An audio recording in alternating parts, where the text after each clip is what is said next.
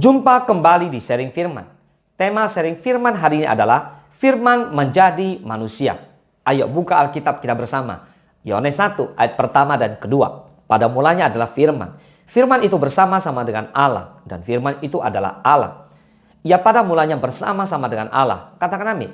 Saudara, Rasul Yohanes memulai Injilnya bukan dengan memaparkan fakta historis, yaitu tentang kelahiran Tuhan Yesus, seperti ketiga Injil lainnya, Matius, Markus, dan Lukas.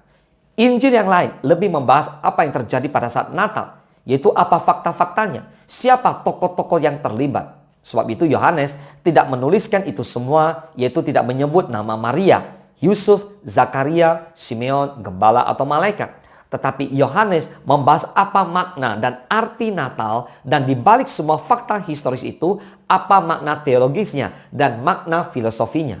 Itulah sebabnya Yohanes memulai Injilnya dari kacamata kekekalan Allah, yaitu langsung menuju ke surga. Katakan amin. Istilah firman digunakan dengan berbagai cara di dalam Alkitab. Nah, di dalam Perjanjian Baru ada dua kata Yunani yang diterjemahkan sebagai firman, yaitu rema dan logos. Keduanya mengandung arti yang sedikit berbeda. Rema mengandung makna kata yang diucapkan. Sebagai contoh, Lukas 1 ayat ke-31. Sesungguhnya engkau akan mengandung dan akan melahirkan seorang anak laki-laki, dan hendaklah engkau menamai dia Yesus. Ketika malaikat memberitahu Maria bahwa ia akan mengandung anak Allah, Maria membalas, kita lihat di Lukas 1 ke-38. Kata Maria, sesungguhnya aku ini adalah hamba Tuhan. Jadilah padaku menurut perkataanmu itu. Lalu malaikat itu meninggalkan dia. Nah, lihat, dikatakan, sesungguhnya aku ini adalah hamba Tuhan. Jadilah padaku menurut perkataanmu itu. Nah, perkataanmu itulah rema. Nah, bagaimana dengan logos? Logos mempunyai makna yang lebih luas dan filosofis. Istilah ini digunakan di dalam Yohanes yang pertama. Pada umumnya, keseluruhan pesan yang tersirat dan paling sering digunakan untuk merujuk pada pesan Allah kepada umat manusia. Nah, sebagai contoh, Lukas 4 ayat ke-32 berkata bahwa ketika Yesus mengajar, mereka takjub mendengar pengajarannya, sebab perkataannya penuh kuasa. Lihat, perkataannya di sini adalah logos. Lihat, perkataan ini. So, para pendengar tidak hanya takjub atas pilihan kata Yesus, melainkan juga keseluruhan daripada pesan firman Tuhan itu. Nah, firman yang adalah logos di dalam Yohanes pasal pertama sedang merujuk pada Yesus. Yaitu Yesus adalah keseluruhan dari pesan itu. Semua yang hendak disampaikan Allah kepada manusia. Pasal pertama, Yohanes memberikan sebuah pengertian akan hubungan antara Allah dan Putra sebelum Yesus datang ke bumi sebagai manusia. Ia berada dengan Bapa dari sebelumnya. Ia terlibat dalam penciptaan segala sesuatu, dan ia adalah terang manusia. Sang firman, yaitu Yesus sendiri, adalah perwujudan semua yang adalah Allah. Akan tetapi Allah Bapa adalah roh. Ia tidak dapat dilihat oleh mata manusia. Pesan kasih dan keselamatan yang telah diserukan Allah melalui para nabi telah diabaikan selama berabad-abad. Dengan terlalu mudah, manusia mengabaikan pesan Allah yang tak terlihat dan berlanjut dalam dosa dan pemberontakan mereka.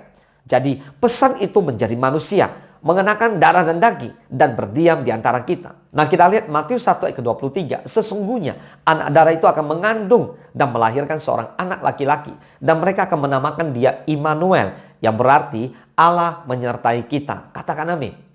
Saudara, di bahasa Yunani menggunakan istilah logos untuk membahas tentang pikiran, logika atau hikmat seseorang. Nah, Yohanes menggunakan konsep Yunani itu untuk menyampaikan bahwa Yesus, pribadi kedua dalam Tritunggal, adalah ekspresi diri Allah kepada manusia. Di dalam Perjanjian Lama kita lihat firman Allah menjadikan alam semesta dan menyelamatkan orang yang tersiksa. Dalam pasal pertama Injil Yohanes, ia sedang berbicara baik kepada orang Yahudi maupun kepada orang non-Yahudi, supaya mereka menerima Kristus yang kekal itu. Yesus menyampaikan sebuah perumpamaan di dalam Lukas 20 ayat 9-16. Perikopnya, perumpamaan tentang penggarap-penggarap kebun anggur. Nah, tujuannya mau menjelaskan tentang mengapa firman harus menjadi darah dan daging. Lihat, ayat ke-9. Lalu Yesus mengatakan perumpamaan ini kepada orang banyak. Seorang membuka kebun anggur, kemudian ia menyewakannya kepada penggarap-penggarap, lalu berangkat ke negeri lain untuk waktu yang agak lama. Ayat 10. Dan ketika sudah tiba musimnya, ia menyuruh seorang hamba kepada penggarap-penggarap itu supaya mereka menyerahkan sebagian dari hasil kebun anggur itu kepadanya. Tetapi penggarap-penggarap itu memukul hamba itu dan menyuruhnya pulang dengan tangan hampa. Ayat 11. Sesudah itu ia menyuruh seorang hamba yang lain, tetapi hamba itu juga dipukul dan dipermalukan oleh mereka. Lalu disuruh pulang dengan tangan hampa. Ayat 12. Selanjutnya ia menyuruh hamba yang ketiga, tetapi orang itu juga dilukai oleh mereka, lalu dilemparkan keluar kebun itu. Ayat ke-13. Maka kata tuan kebun anggur itu, apakah yang harus kuperbuat? Aku akan menyuruh anakku yang kekasih. Tentu ia mereka segani. Ayat 14. Tetapi ketika penggarap-penggarap itu melihat anaknya itu, mereka berunding. Katanya, ia adalah ahli waris.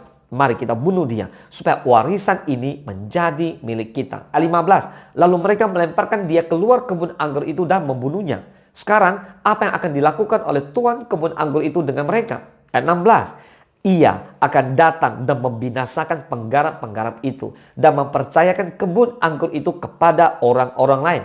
Mendengar itu mereka berkata, sekali-kali jangan. Nah saudara, di dalam perumpamaan ini, Yesus sedang mengingatkan para pemuka agama Yahudi bahwa mereka telah menolak para nabi dan mereka sedang menolak Sang Putra. Sang Logos, firman Allah akan ditawarkan pada semua orang, bukan hanya orang Yahudi. Karena firman telah menjadi manusia, kita mempunyai seorang imam agung yang dapat berempati dengan kelemahan kita, seorang yang telah dicobai dalam segala rupa sama seperti kita. Akan tetapi ia tidak melakukan dosa. Katakan amin. Karena pengorbanannya kita semua mempunyai kesempatan untuk menemukan kedamaian dan sukacita kekal. Kita merujuk kepada Yesus Kristus sebagai juru selamat kita.